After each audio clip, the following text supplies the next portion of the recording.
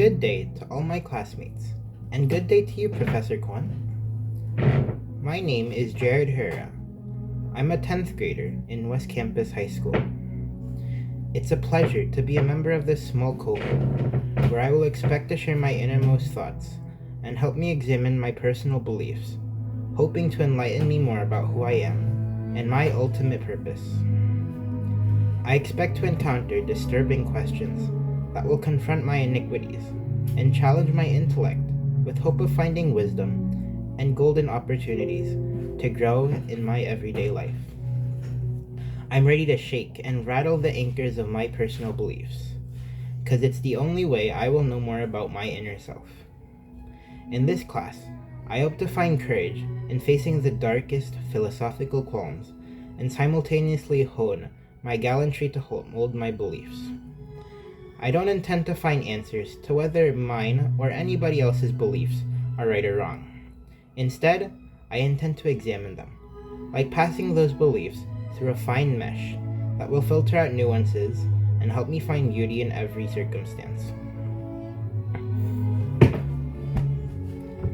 This is my first time taking a formal class in philosophy, but this isn't the first time I've heard about it.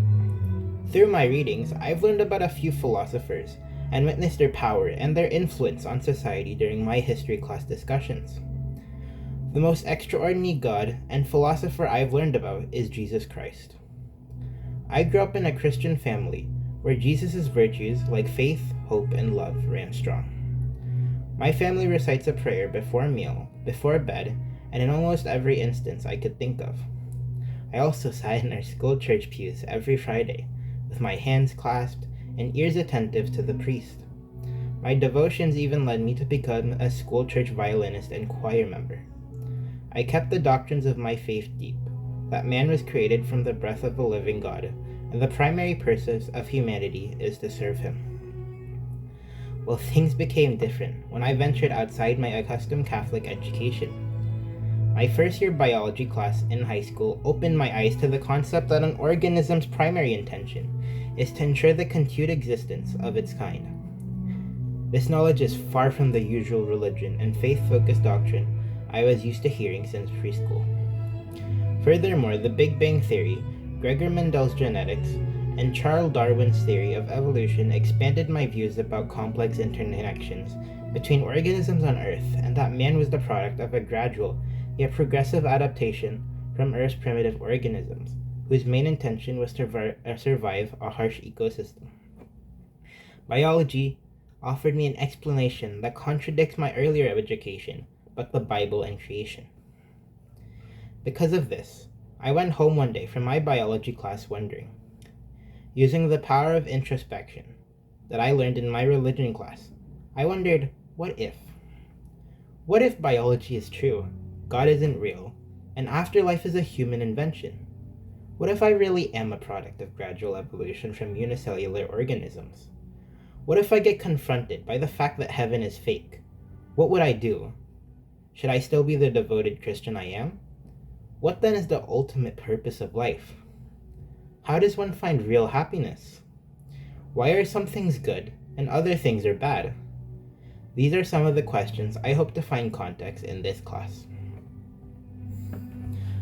As far as I want to become someday, I hope to become a general physician. I can imagine listening to my patients' health problems and finding solutions to those problems.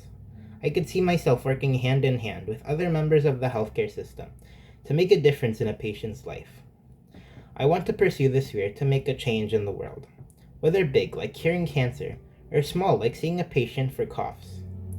I cannot determine whether people live or die, and I want to know that even if humanity stops existing in the future, I was one of the people who contributed to trying to preserve it.